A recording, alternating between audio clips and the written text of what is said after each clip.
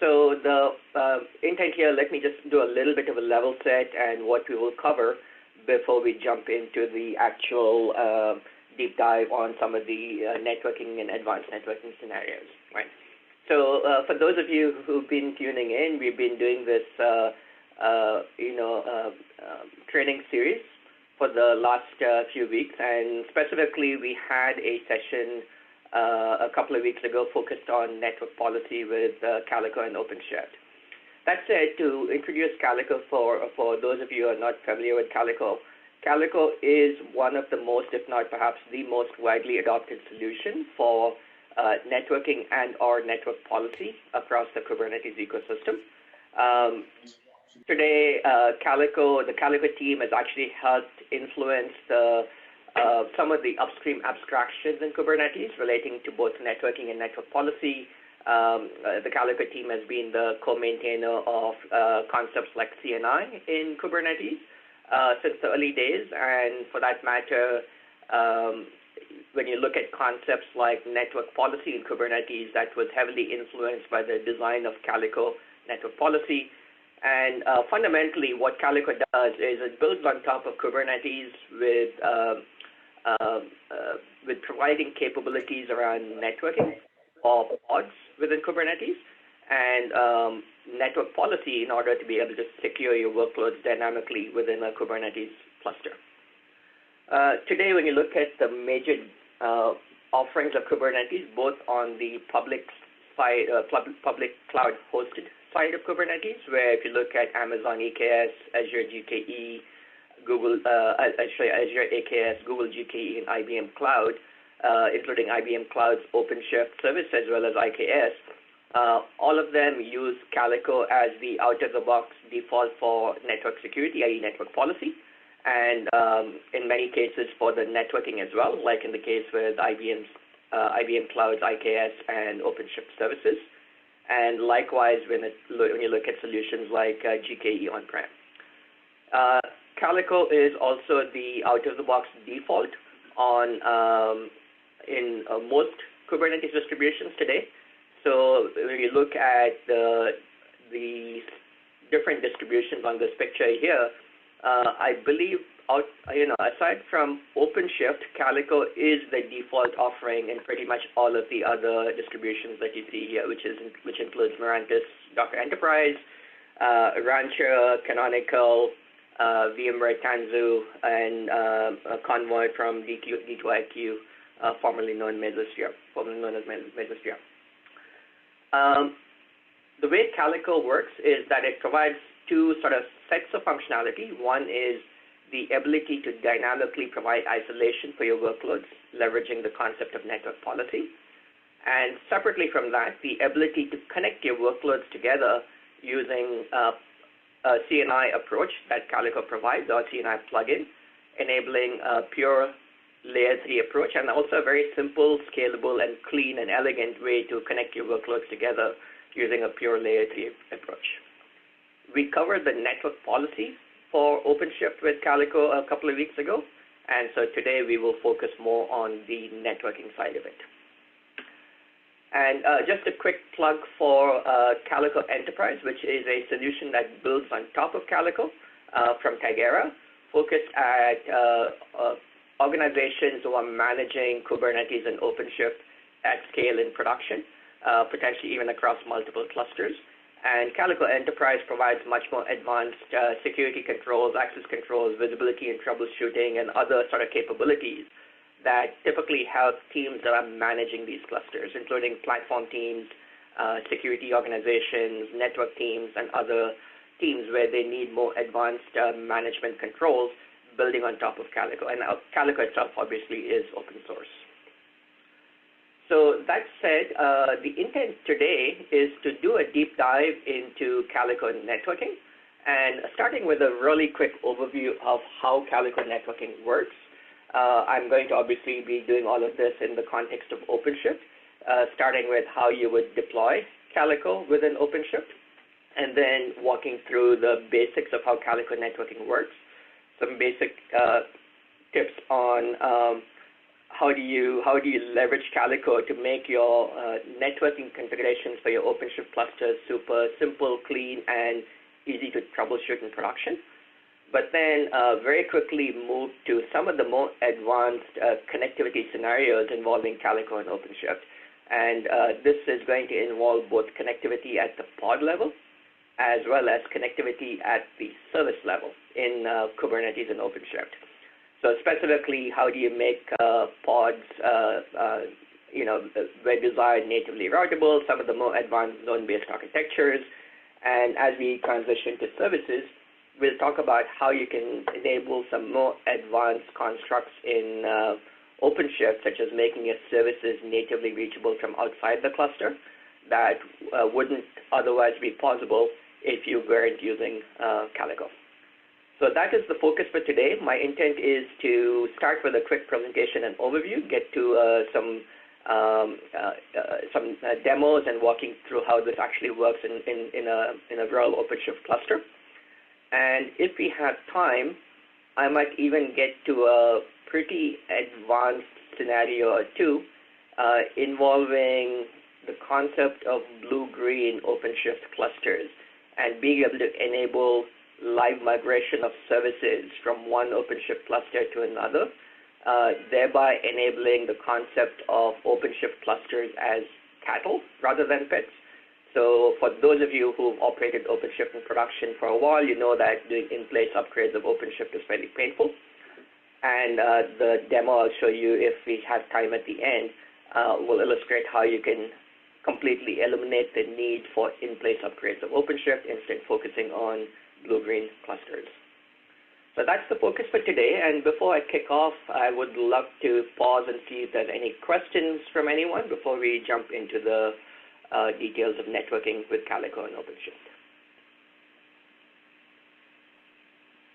And by the way, feel free to post questions on the Zoom chat as well. I'll keep an eye out to see if there's any questions that come up as we go along here. Okay, so that said, if there's no questions, let's kick it off. So to begin with, for those of you who are familiar with OpenShift, OpenShift recently has transitioned from what used to be a heavily Ansible-driven installation in OpenShift 3. The 3.x series to now essentially a completely operator-driven installation in OpenShift 4. So the good news for all of you in the community is that Calico, being the most widely adopted and most popular solution for Kubernetes, is also available for OpenShift. It has supported OpenShift 3.x since the 3.6 series, and we've actually supported Calico as part of OpenShift 4.x since 4. In fact, it should be since 4.1, where Calico is available as an operator for OpenShift 4. The installation of Calico for OpenShift is really simple. Again, with the fact that Calico is available as an operator, in effect, what you would do to deploy Calico as the network fabric for OpenShift is simply follow the standard OpenShift process to install OpenShift. And in your manifest, you essentially change one line to say that you want to use Calico as the network plugin within OpenShift. That is pretty much the only one-line change that you need to make to deploy Calico as part of OpenShift. And obviously, within the manifest, you will download the Calico manifest for installing Calico. So installation of Calico as part of OpenShift is one of the simplest things ever as part of your OpenShift installation. And OpenShift installation itself typically takes anywhere from half an hour to an hour, depending on the size of your cluster. But Calico installation as part of that is super simple.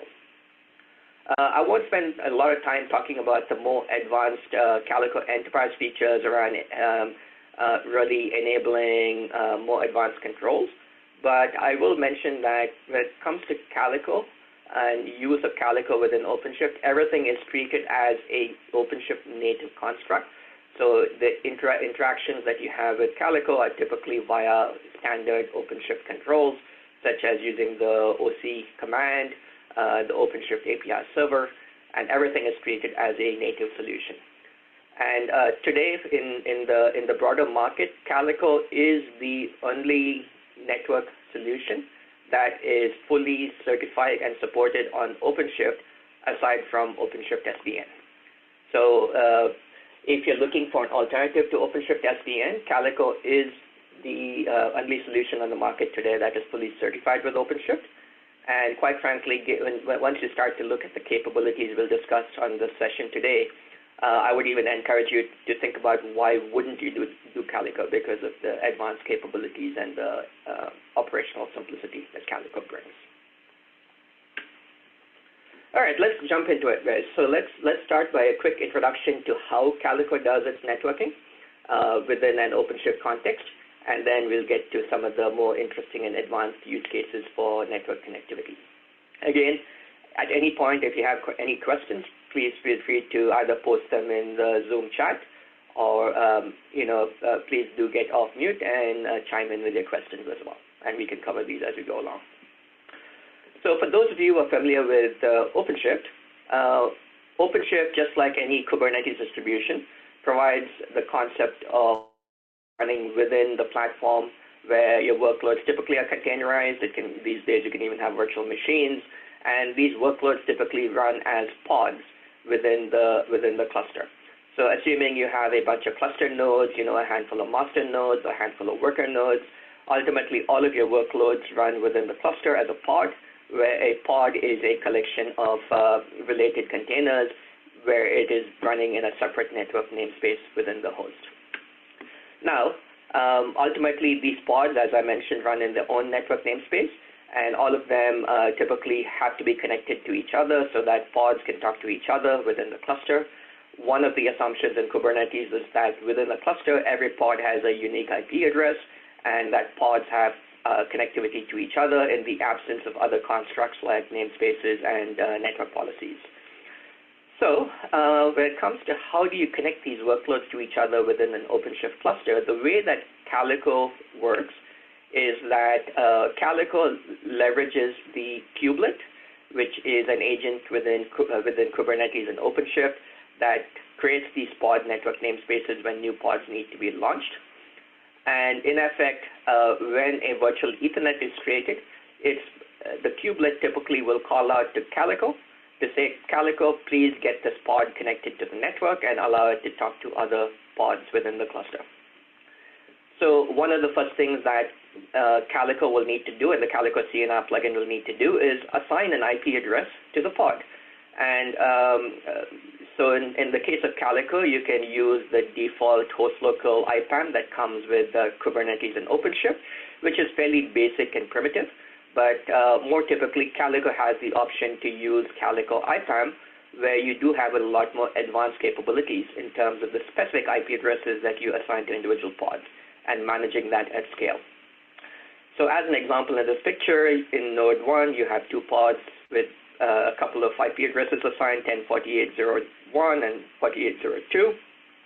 And in a different node, you have pods assigned from a different, what Calico calls IP block.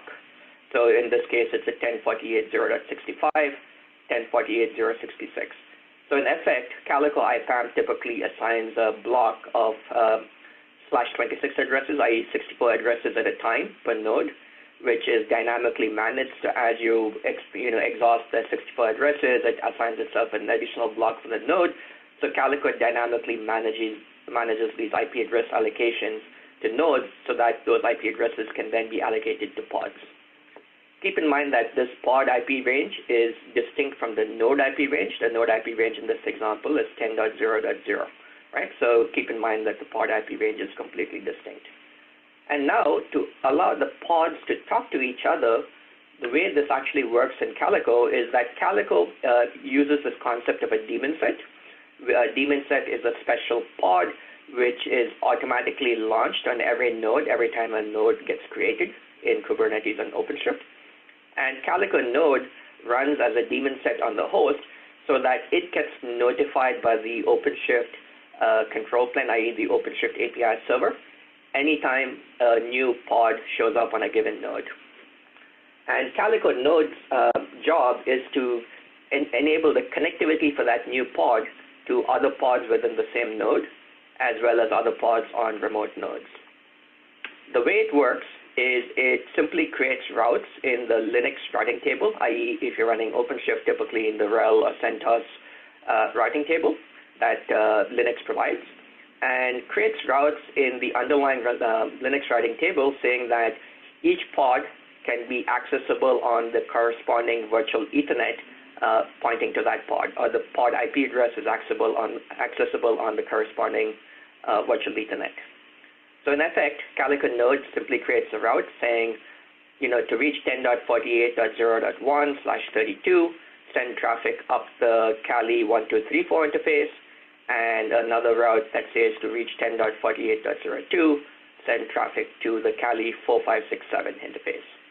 So it's super simple. Simply on every node, the Calico node, specifically an agent called Felix, creates those /32 routes. Separately from that, Calico node also needs to enable connectivity between nodes. And for that, first of all, Calico node uses an internal protocol. It specifically uses standard BGP that allow the Calico nodes among the different nodes to talk to each other. And optionally, if you choose to, if the cluster operator chooses to and the network team chooses to, they can also optionally peer Calico node via BGP to their infrastructure. That is an entirely optional construct. In effect, what this enables is that Calico leverages BGP under the covers to advertise the pod IP ranges to other nodes within the cluster. And BGP is something that is super simple and yet scalable.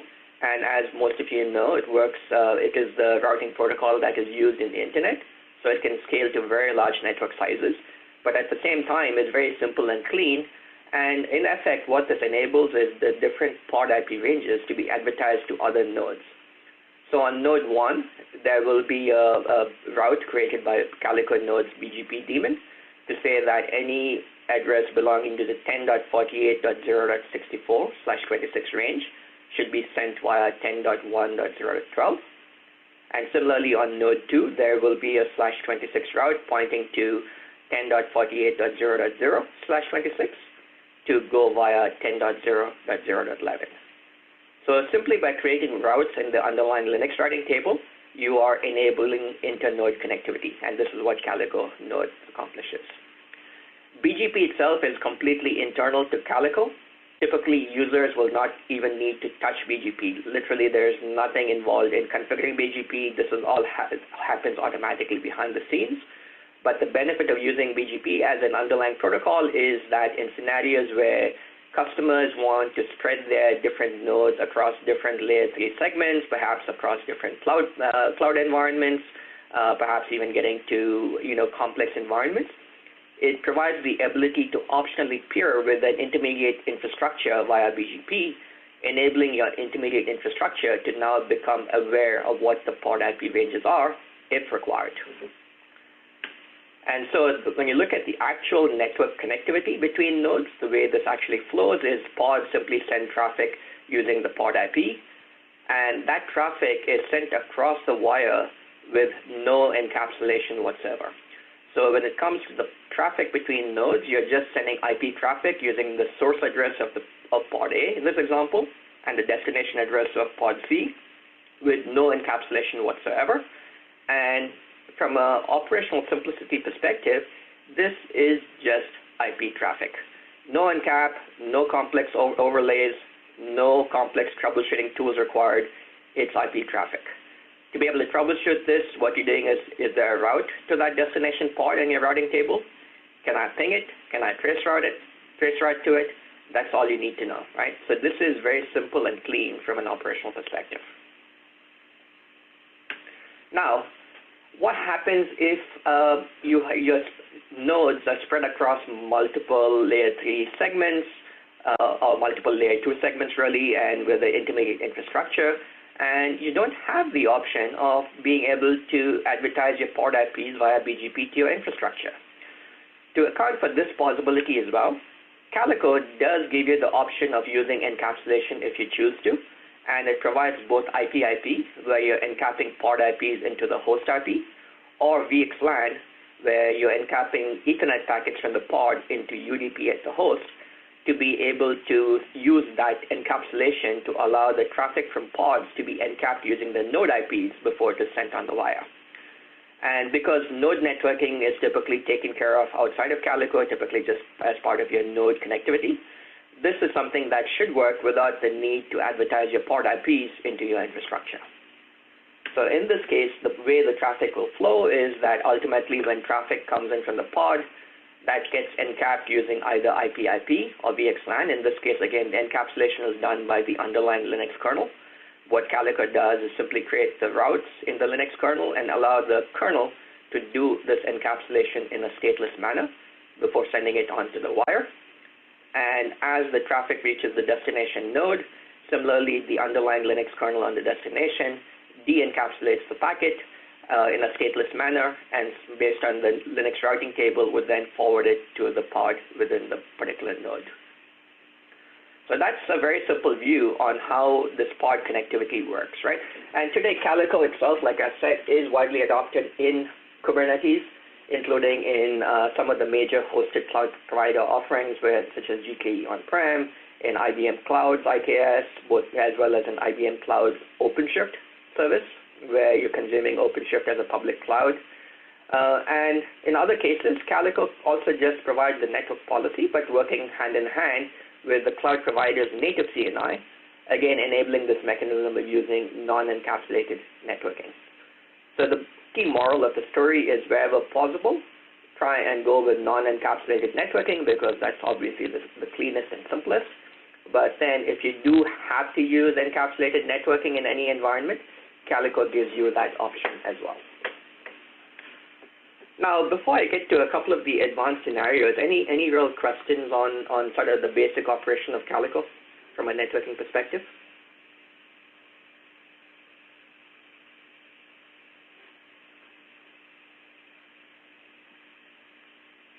Doesn't look like it. Seems like a fairly silent crowd so far. Don't feel shy, guys. I want to make sure this content is meeting your needs, so feel free to ask any questions at any point, okay? Before I get to some of the advanced scenarios, let me just do a quick demo of showing you how this looks in a real OpenShift cluster. Let's start looking at one of my clusters here. So if I do an OC get nodes-wide, this is one of my OpenShift clusters. I deployed this yesterday. What you're seeing is a 3-master, 3-worker node cluster that's been deployed with Calico. And in effect, like I said,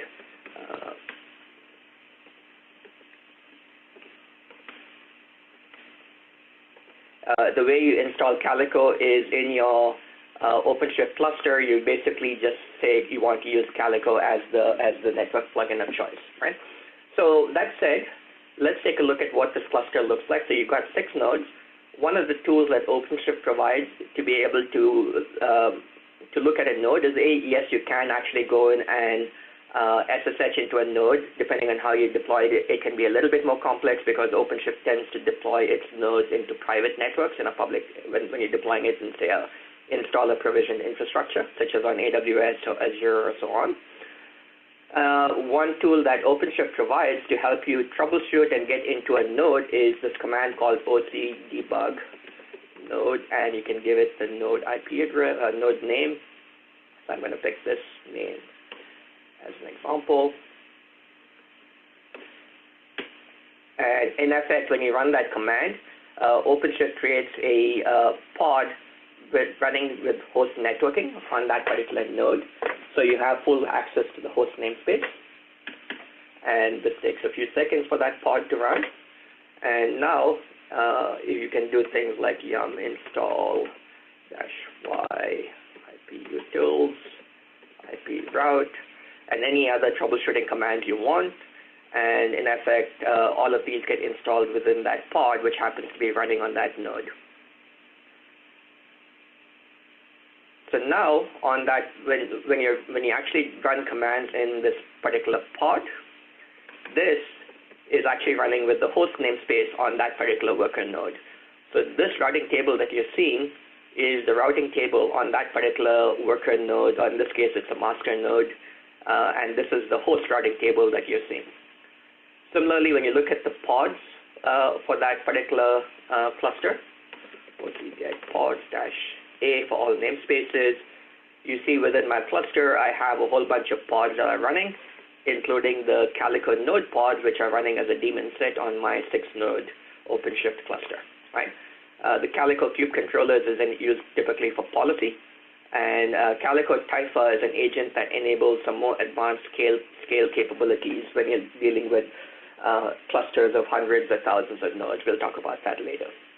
But for now, essentially Calico node is providing the network connectivity within the cluster, and then all of my regular OpenShift services and pods continue to work as normal, including things like the API server, DNS, kube proxy. All of these are just standard OpenShift components. Now, coming to the actual pod itself, the node itself, let's look at the routing table. So what you see in a given node routing table is that you see a number of /32 routes pointing to the respective Kali interfaces. These are the virtual Ethernets pointing to the individual pods.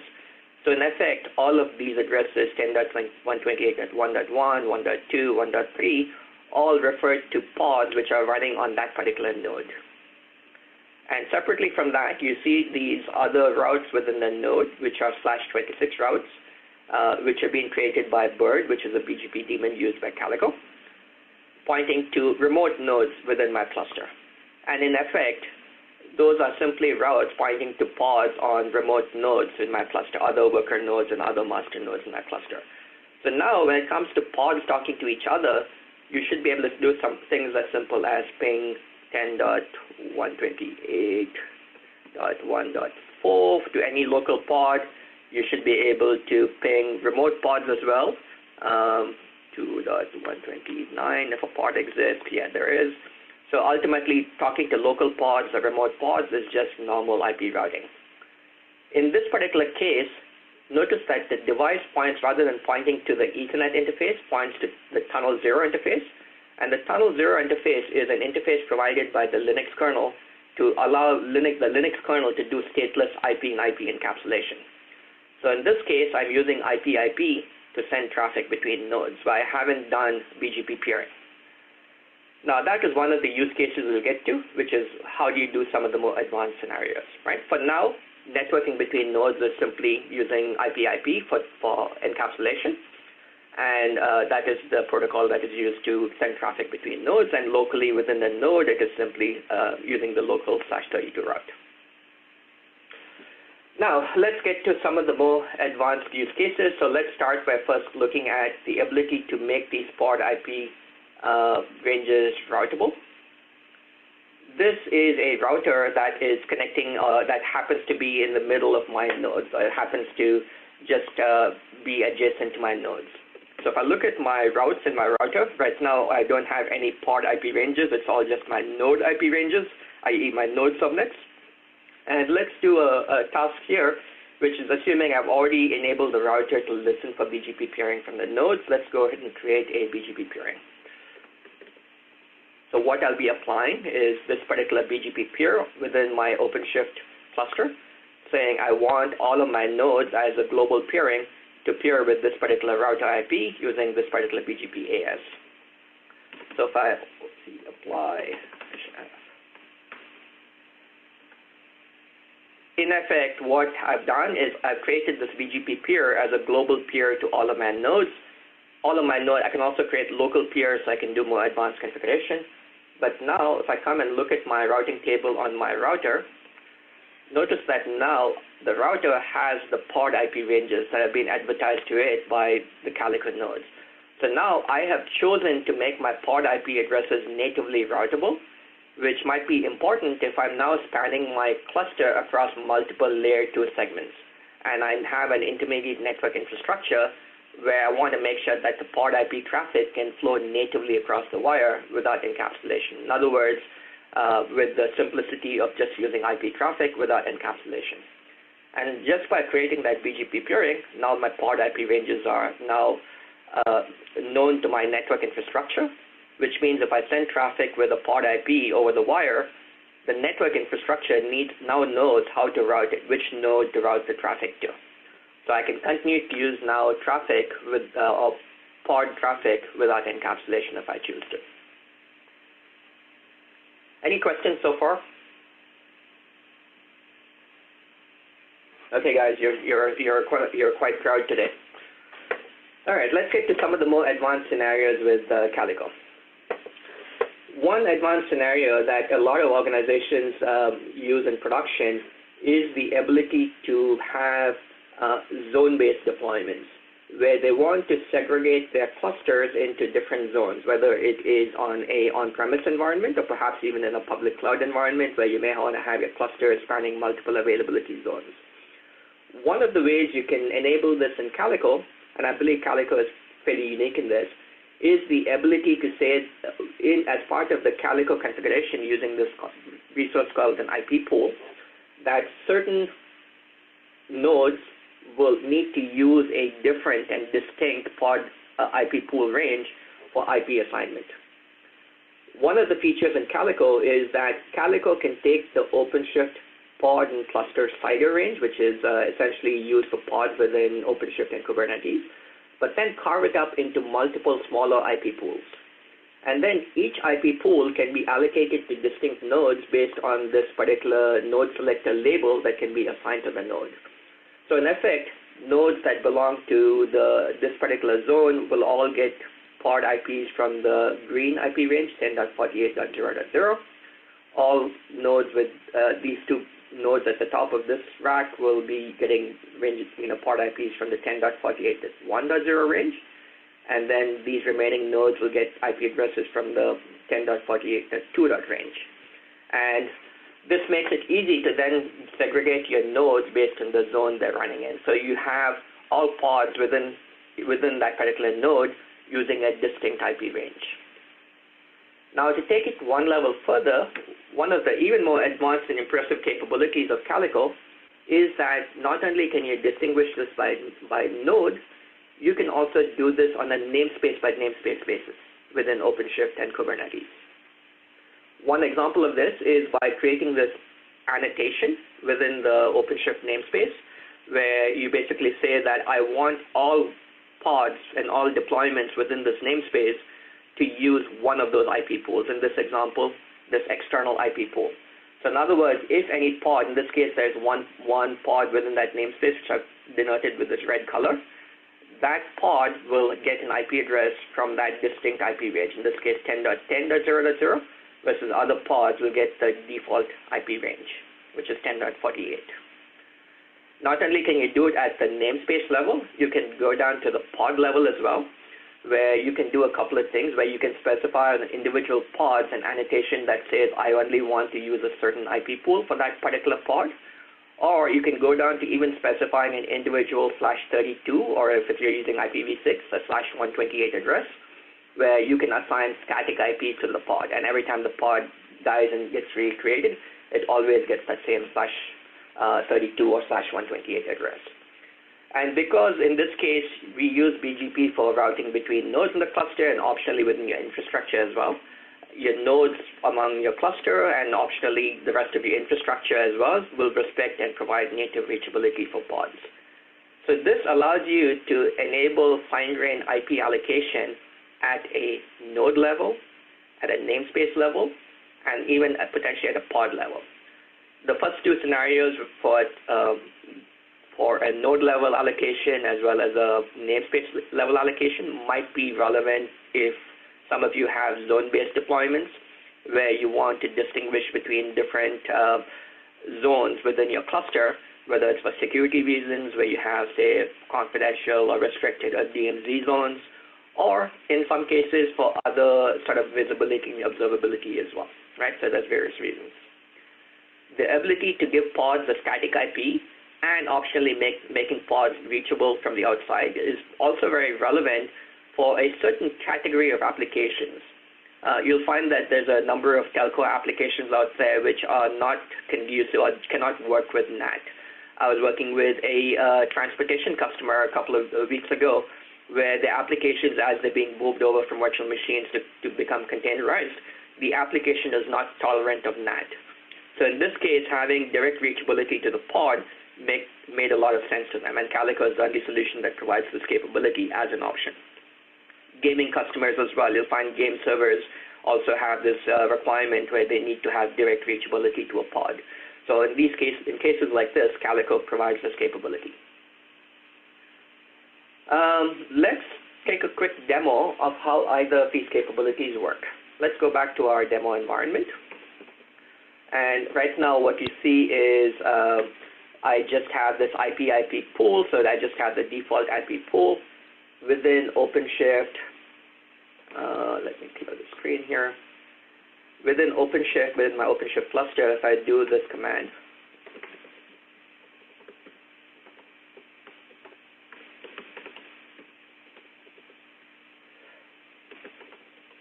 you'll see that I have just a default IP pool. If I do a -o YAML,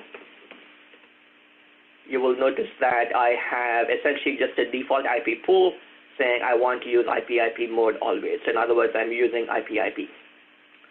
The second thing that I noticed is that I've set NAT outgoing to true, which means when I'm talking to things outside the cluster, NAT to the node IP address. So pods, I have external connectivity outside the cluster as well, right?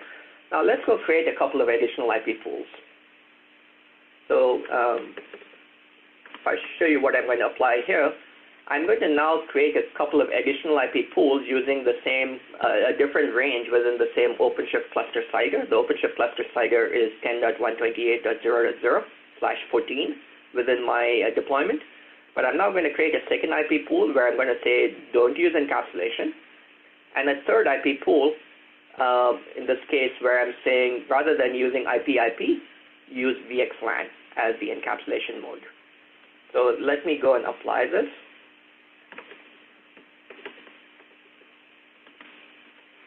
And in effect, I've created these new additional IP pools. So now if I do a get IP pools -o YAML, notice I have these additional IP pools. The second IP pool is saying don't use encapsulation. And in this case, I'm using pods with this particular range, 10.128.32.0. And the name of the IP pool happens to be external pool 1. And then I've created a third IP pool, which is named, in this case, this is the third IP pool. It is named external pool 2, and it is using VXLAN as the encapsulation mode. So now, if I go and create pods, so if I look at my routes, the routes will be the same, but as I create pods, the pods can be assigned IP. Pods would typically still be using the default IP pool, but I can choose to use the additional IP pools on a pod-by-pod basis or on a namespace-by-namespace basis. So let's first look at how we do that on a namespace basis. So what I'm going to do is I'm going to create a new namespace in OpenShift that has the annotation saying every workload in that namespace needs to use the second IP pool. So if I do an OC apply -f20, right, so I've created that namespace, and let me actually look at the pods in that namespace. Right now I have no pods. Let's go create a deployment within that namespace. So within that deployment, basically what I'm saying is I'm just creating a regular Nginx deployment with 2 replicas within that namespace. So if I do an OC apply, essentially those should show up. Those pods are showing up. And notice that the pod IP address that is allocated for those particular pods are now from that second IP pool. So it comes from the 10.128.32.0/21 range. Now if I come to my nodes and look at the routes,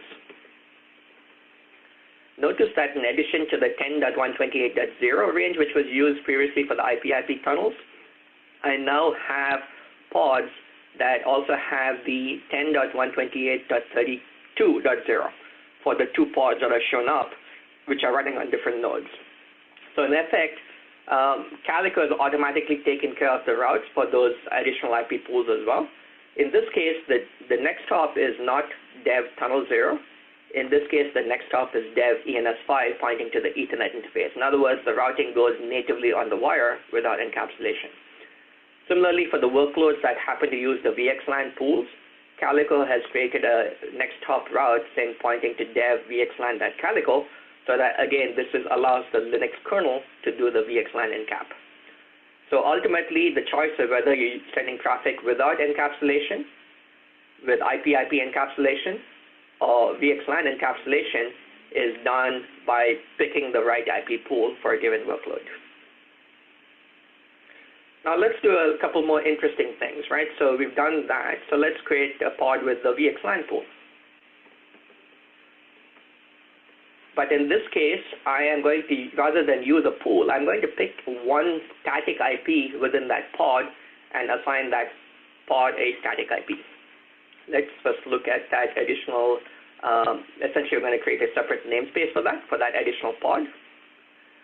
So let's watch that namespace. And now let's apply it.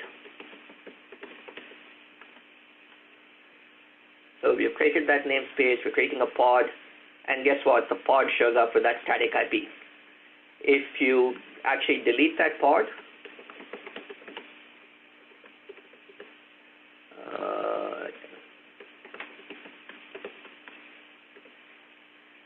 Nginx2. So we're going to delete that pod, and let's reapply the pod after it gets deleted. So we reapplied the pod, and notice when we reapplied the pod, guess what? It shows up again with the same static IP. So in effect, this gives you the way of saying I want to give static IPs to a pod if you choose that. It can be an IPv4 and IPv6 address, right? So this is again very relevant in scenarios like certain telco applications as well as certain gaming applications where you need to have direct pod connectivity as well as the ability to give that pod potentially an IP address under external control. And to show you how I can reach that pod, if I look at my router, this is my router, and again, the router has native reachability to pods in this case between all nodes in the cluster.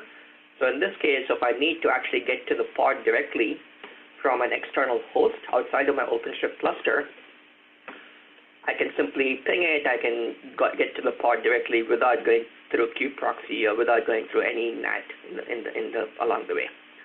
So this ultimately is an external host running somewhere else in my infrastructure, and it's sending traffic via my router and gets to the pod natively in OpenShift. So those are a couple of examples, and I have a few more advanced services examples as well, but so that is a couple of quick examples of being able to enable direct pod connectivity as well as more advanced IP address allocation to pods. Any questions, guys, before I get to the more advanced services scenarios?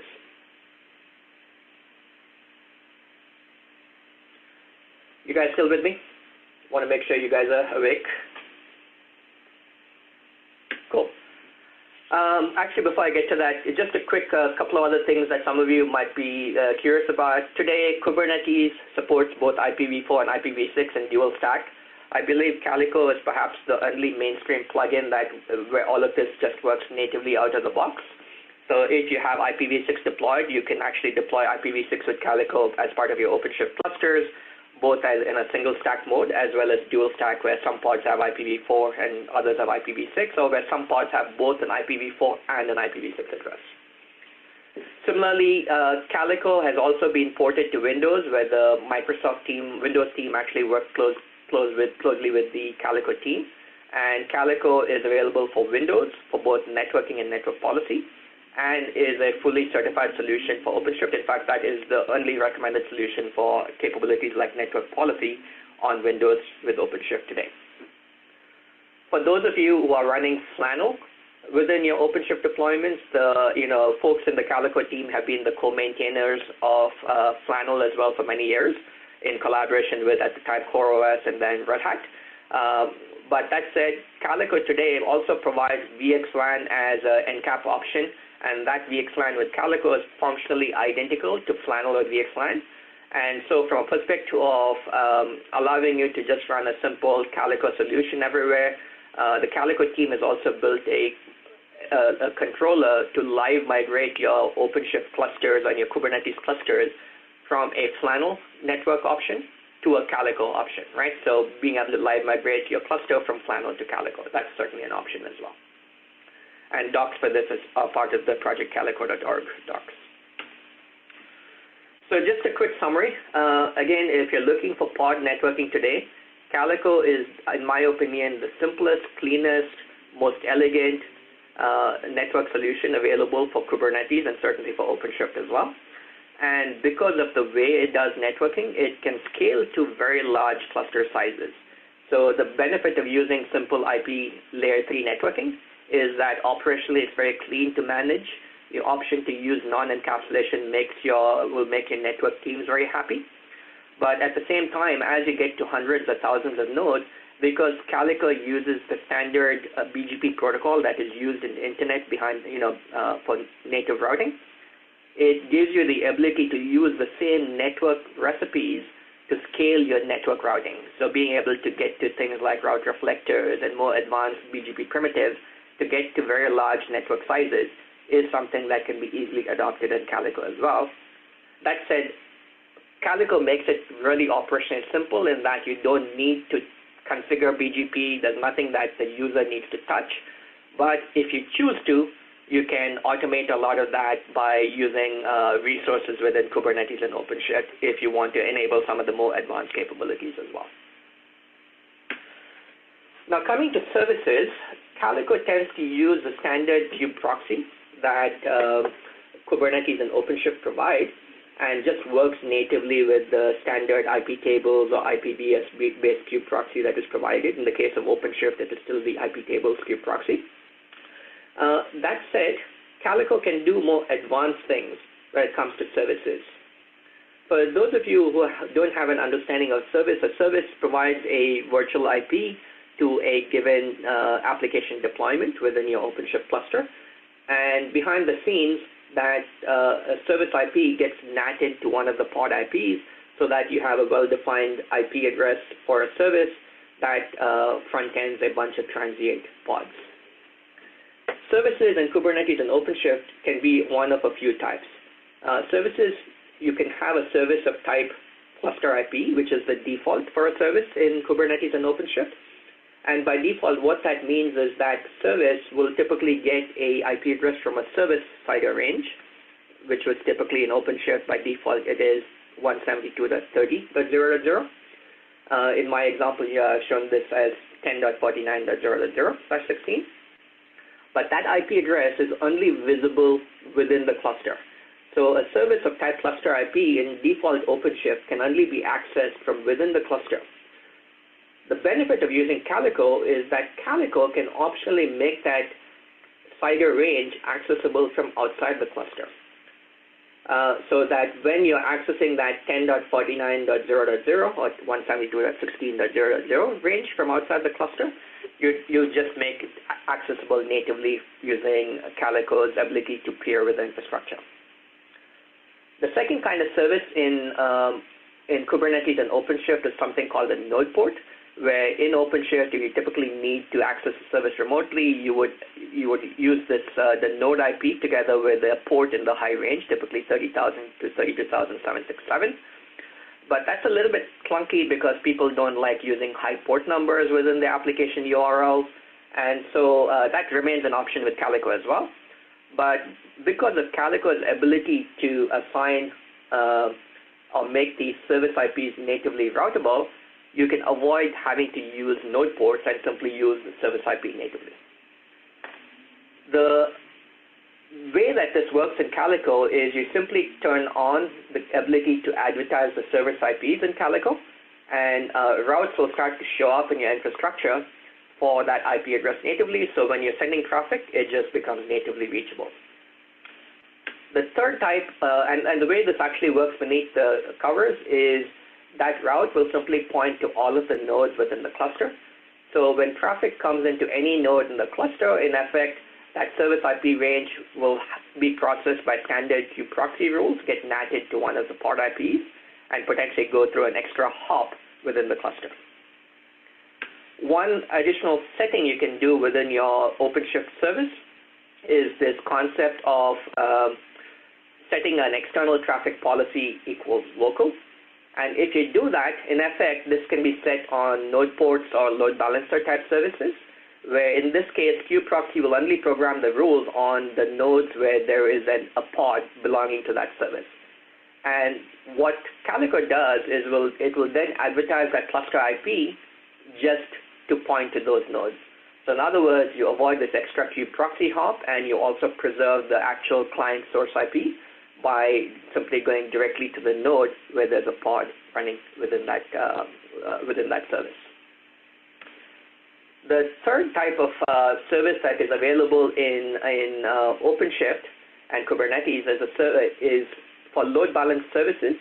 You can also use this concept of a external IP, and in this case, the operator or the user can assign a IP address from a different CIDR range called the external CIDR range, optionally even from something called a load balancer CIDR range, where you can assign that external IP to your service.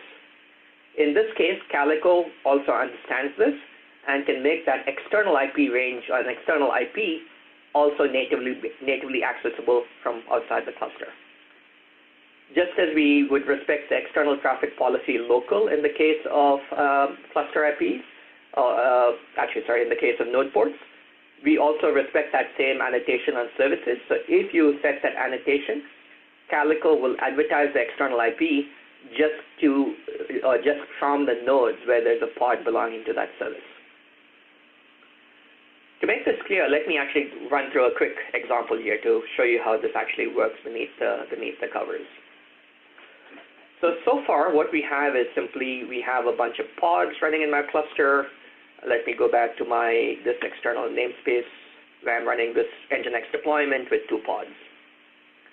Right now, if I look at my router only has pod IP ranges within the routes that it's gotten from Calico. Let's make this interesting. Let's now go enable service IP advertisement. First, let's show you how I enable this in Calico. To enable this in Calico, I am going to now run this command as an administrator, saying I want my service IP, which is my standard OpenShift service IP range, to be advertised via BGP. So if I do this,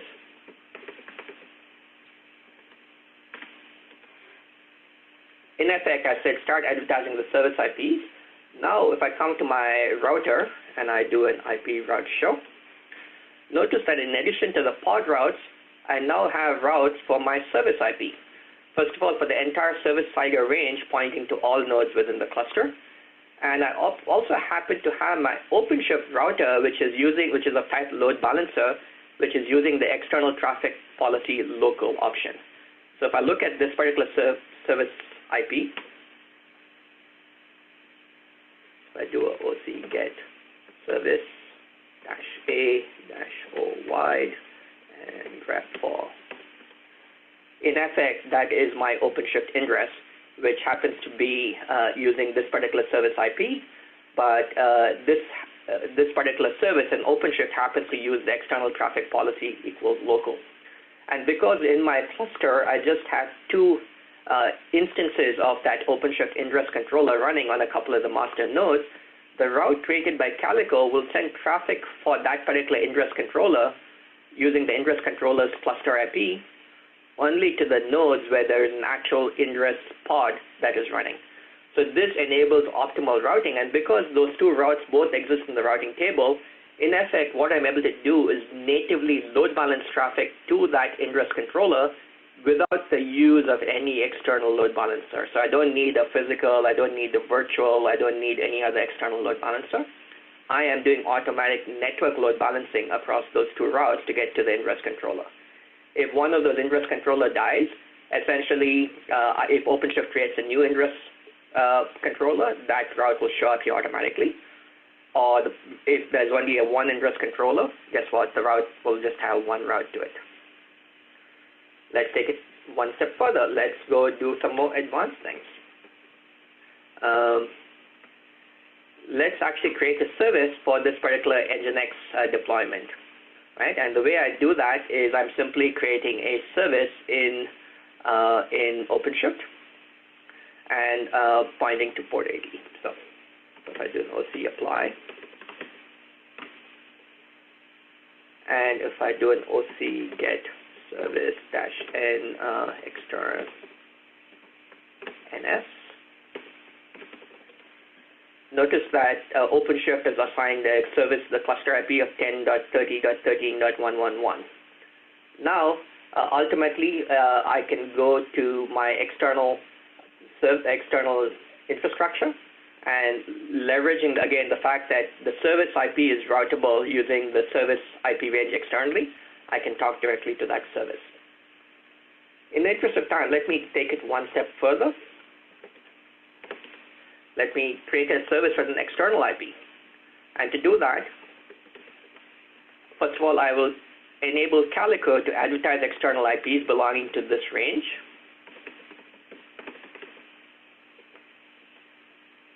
And then I will assign that same service now an external IP of 192.168.1.100, but in this case, I make the service a service of type load balancer. Let me actually delete the old service first. Not that it's required, but just to keep it simple and to make sure that this displays correctly. Sorry, it should be OC apply. And in effect, if I do an OC get service, notice that now, in addition to the cluster IP, the service also has an external IP assigned. Now, if I come to my router and do an IP route show, notice that now I have a route that points to the external IP that Calico has made available to the rest of the infrastructure. So now the rest of the infrastructure can talk to this external IP and automatically get load balanced to the different pods or the different nodes that contain pods for that particular service. If I go in and scale that service, for example,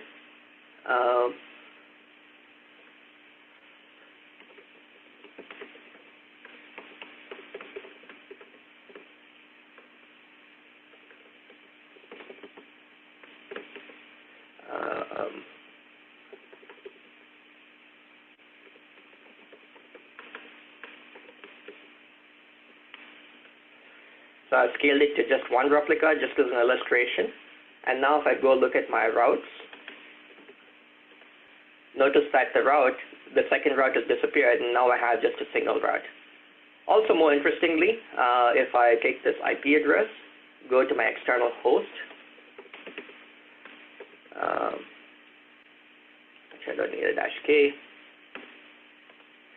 I am able to access that IP natively from the external host.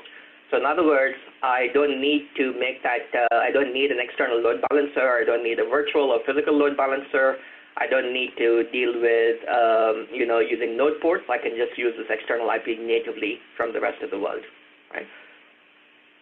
That was a quick walkthrough of the making services natively routable. And I know I'm out of time here, but if you guys are free to stick around for another 5-10 minutes. One last thing I was going to show you is when you have multiple clusters. In this example, I have cluster A and cluster B spread across multiple zones. How do I enable blue-green and AB clusters where I can, rather than having to do an in-place upgrade of cluster 1 from an old version of OpenShift to a new version, how can I dynamically create a separate cluster alongside the first cluster, live migrate services from cluster 1 to cluster 2, and as I do that piecemeal, once I've moved all of my services from cluster 1 to cluster 2, while they're being accessed from other workloads within cluster A, or while they're being accessed from the outside world, as I do that live migration, and once I've migrated all of my application services from cluster 1 to cluster 2, I can then deprovision cluster 1 and then start to scale up cluster 2. And this is all enabled using this ability of making services natively routable. For this, I'm actually going to go to one of my other clusters, and I have a service called NS2, running in a namespace called NS2 PCI, where I have two endpoints for that service belonging in this cluster.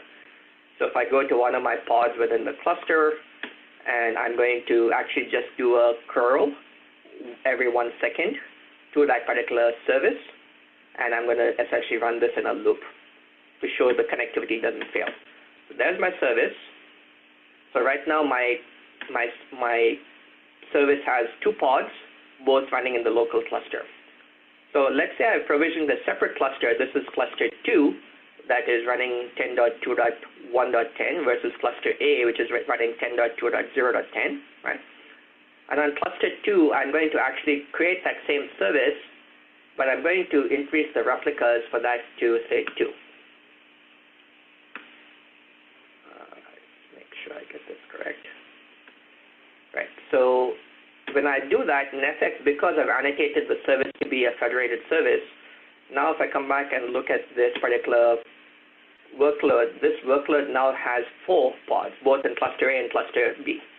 And you'll notice that my curls do not stop at all, so I'm continuously able to curl that service from this local cluster. Now let me actually go and scale down this service in cluster 1, right? So let me take this command, go to cluster 1, but scale it to 0 in cluster 1. Now if I look at my service, it just has the workloads in cluster 2. But the curls continue to work as normal. They don't stop. And now, in effect, what I've done is I moved the service from cluster 1 to cluster 2 without any workload within the cluster, any workload outside the cluster even noticing that my service has moved from cluster A to cluster B. And I can go in sequence with every service within cluster A and gradually migrate it to cluster B. And gradually, as I do that, start to scale up cluster B, so I can actually reprovision nodes from cluster A to cluster B. And once I've done that for all of my application services within my cluster A, I can then deprovision cluster A while having dynamically moved my services to cluster B, which is happens to be running a newer version of OpenShift, right? So those give you some examples of some of the more advanced capabilities you can use with Calico to enable some of the to eliminate some of the operational complexity with managing pods and services in your cluster. And Calico is perhaps unique in some of these advanced capabilities, but it enables all of this with a very operationally simple set of constructs that make it super easy to manage your cluster in the scale when you have tens or hundreds or even thousands of nodes in your Kubernetes and OpenShift clusters. So those are really the key takeaways I want to leave you with, is that, again, when you're using OpenShift, if you value operational simplicity, if you need scale, if you need to benefit from some of these more advanced capabilities, I would certainly encourage you to take a look at deploying Calico as part of your OpenShift cluster. Again, it is super simple and easy to install, whether it's on OpenShift 3 or also with OpenShift 4, in the case of OpenShift 4 with the Calico operator. Docs for that, for how you do that, is you go to docs.projectcalico.org, click on Install Calico. Under Kubernetes, you'll see an option for OpenShift. And if you look at the installation basically, sorry, I just jumped there. The installation is following the standard OpenShift installation process. All you're doing is replacing OpenShift SDN with Calico, and you're downloading the Calico manifest, obviously, but you're just running the standard OpenShift install to deploy the cluster. So that said, thanks for staying with me, guys. I will be around for another few minutes if there's any questions. If not, would love to encourage you to go, obviously we already completed the demos as part of this installation. I'd encourage you to go take a look at Calico as part of your OpenShift deployments.